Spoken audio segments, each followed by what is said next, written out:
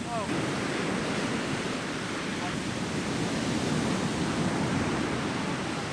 to Scotch and Beer, episode 17. I don't even know if you're going to be able to hear any of this because the ocean turns out is loud. I didn't know. I guess I missed that memo. In these episodes, I regale my tales of old and blab on for 20 to 30 minutes at a time. So if you enjoy these videos at all, please subscribe. I drop these every single Monday. As you can see, I am clearly not in New Mexico right now. That's a beach, a real one, with ocean. I am in Hawaii.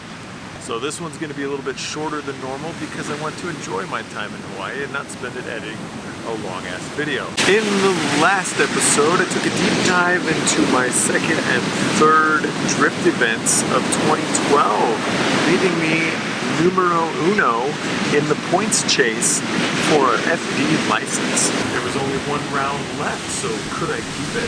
Would I lose it all? Stay tuned and find out. In this episode, I'll be going over the last round of Just Drift's Top Drift at the Speedway. I learned two very valuable lessons. One being, you can make money on YouTube, and the second, don't trust anyone. But first, alcohol and a beer.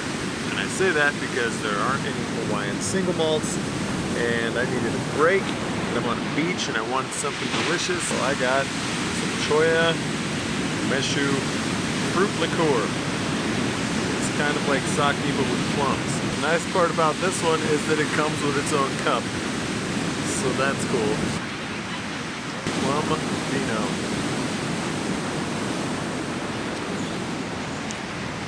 Like the nectar of the gods.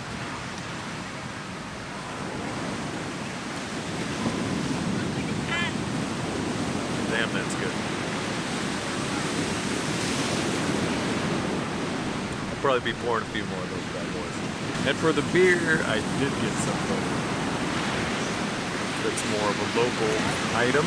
It's the Wailua Wheat. An ale brewed with tropical passion fruit. Has the cool taste of Hawaii in it, so I'm into that. Oh, sick, thanks. So at least there's something local to do with that, and it's regular wheat. Turns out tropical fruit beer is pretty damn good. Tasty beverage. Now that that's over with, it's time to start the story.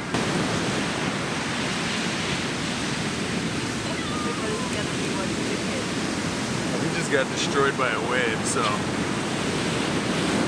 can't believe it came up this high. Fuck, maybe we didn't go up high enough. Anyway, Jim, the Carcrafters crew, and I packed up and headed for the fourth round of Top Drift. The track we were heading to was a miniaturized version of Irwindale, so it was a really awesome experience to learn how to drive on a mild bank, but still with the danger of having a wall all the way around the damn thing. So, as you can imagine, I was eager to get out and practice. Practice went well, and I was getting the hang of tossing a large boat at a wall inside of basically an oversized hockey rink. I was also more used to the power at this point. I'd driven a couple of local events in between, so the car was actually feeling much better. I was able to keep it in boost, and practice ended with me feeling slightly more confident about maintaining my lead and or getting a license. Now, Jim Guthrie's Mustang was absolutely ripping at this event. I think it's the best that I'd seen Jim drive so far, and he was putting out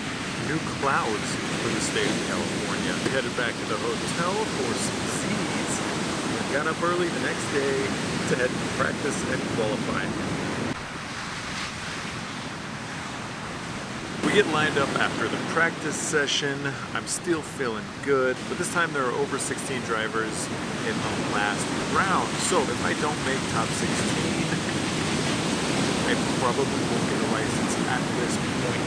Pressure is on. Got 3 runs to make it happen, and thankfully I did.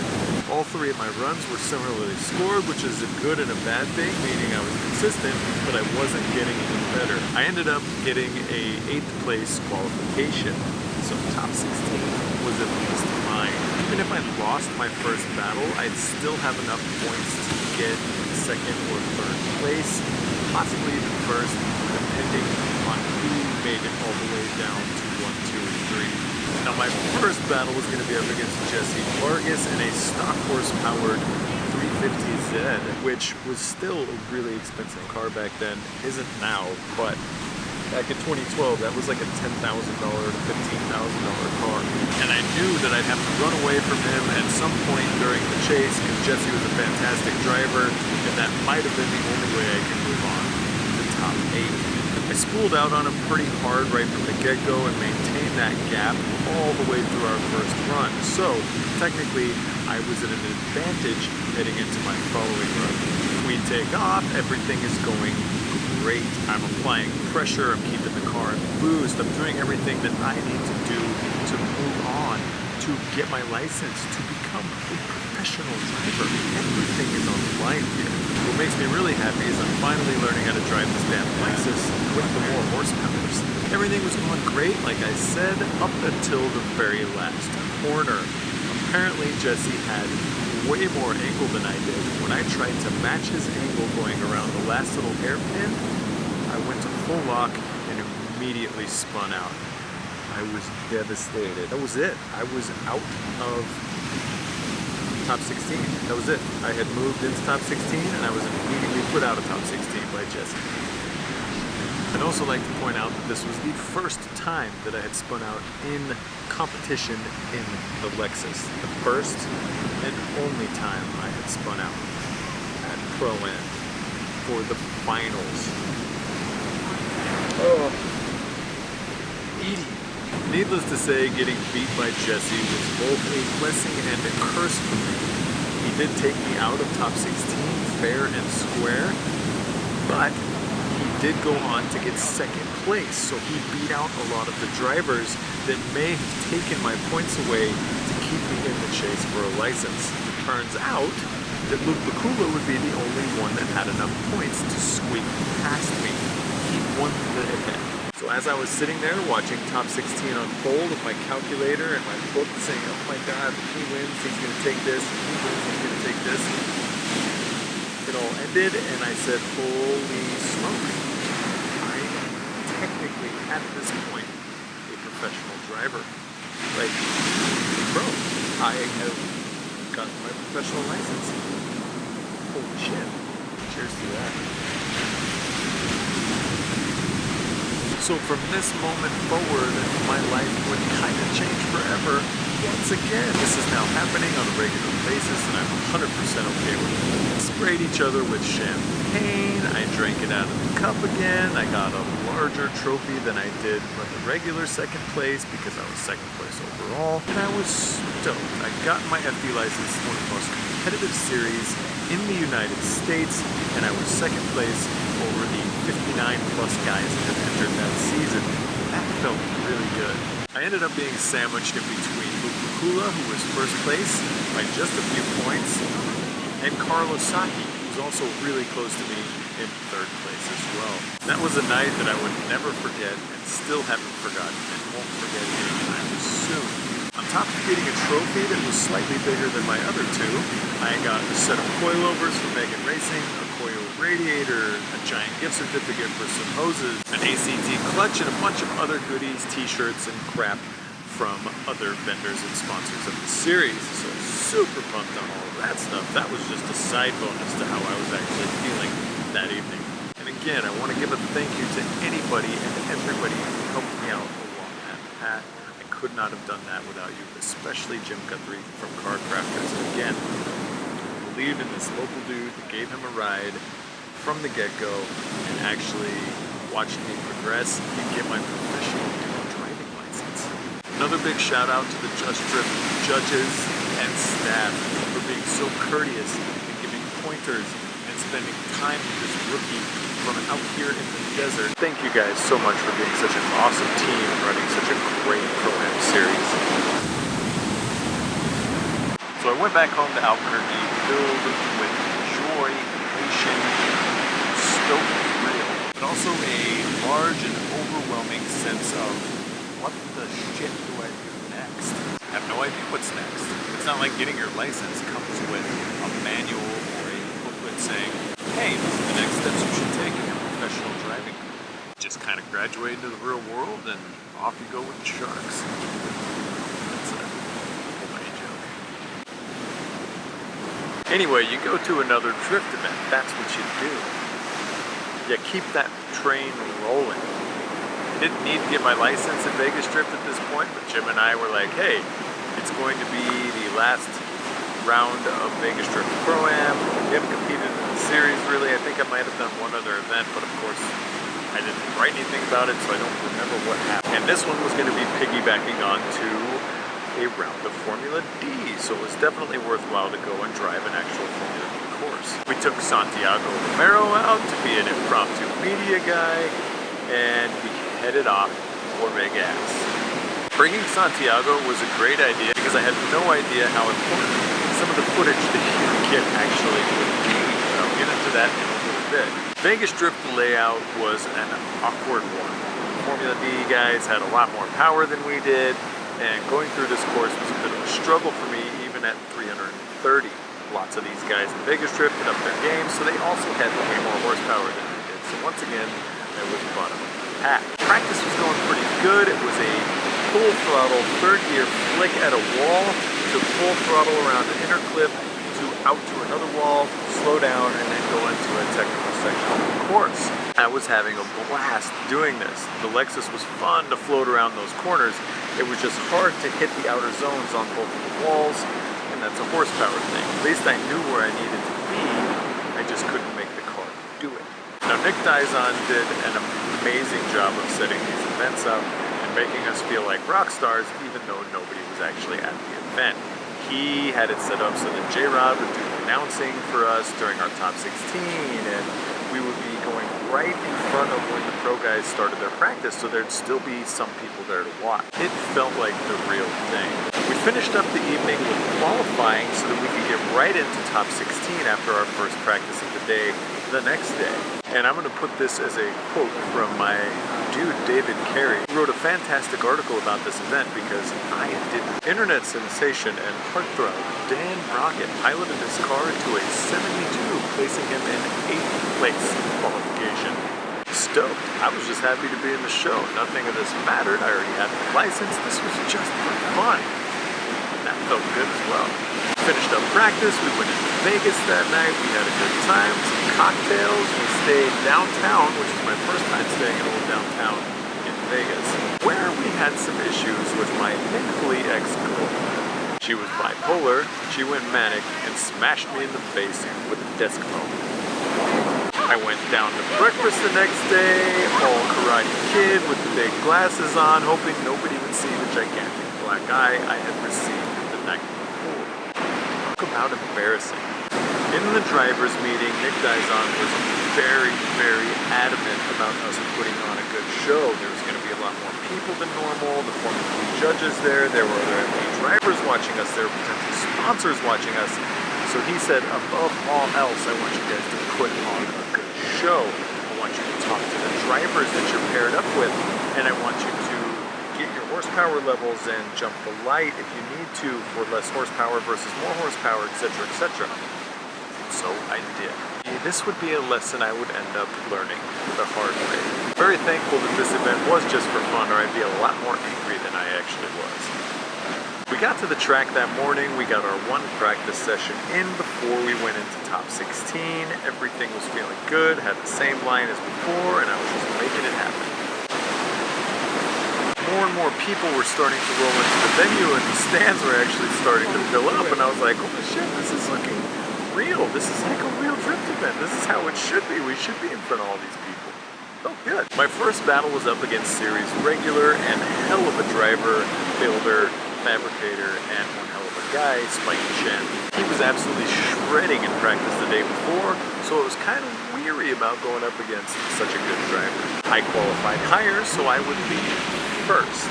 My first run was not quite where I should have been, and Spike did an amazing job of actually keeping up with me, even though I was offline. The judges were like, we didn't want to see that, that was not where you were supposed to be, but Spike stayed on me.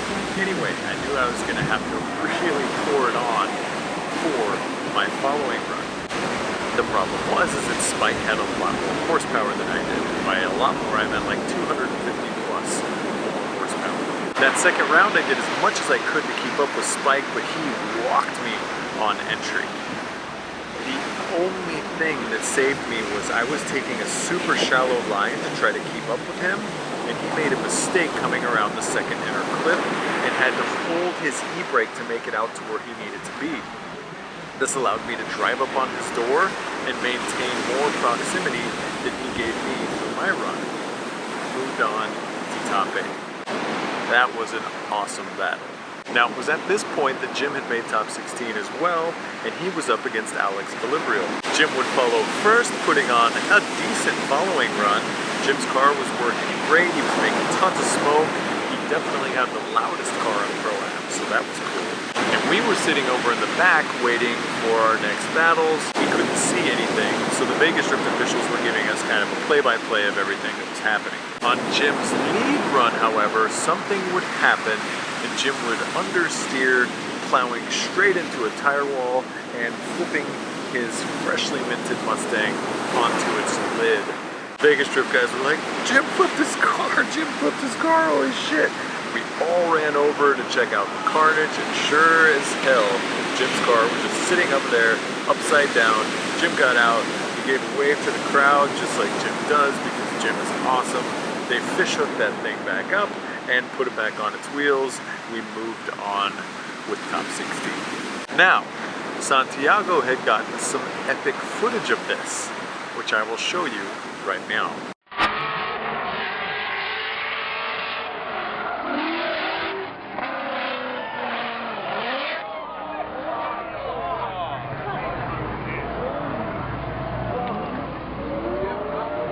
I said, Santi, you have to give me that clip.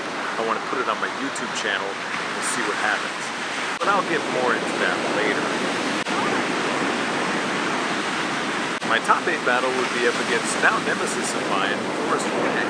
I was 0-1 for battling with Forrest, and that would continue, unfortunately, to this day. Per Nick Dizon's instructions about going over and talking to the drivers that you were supposed to be driving with, once I knew I was up against Forrest, I went over and said, hey man, I'm making about half the horsepower you are.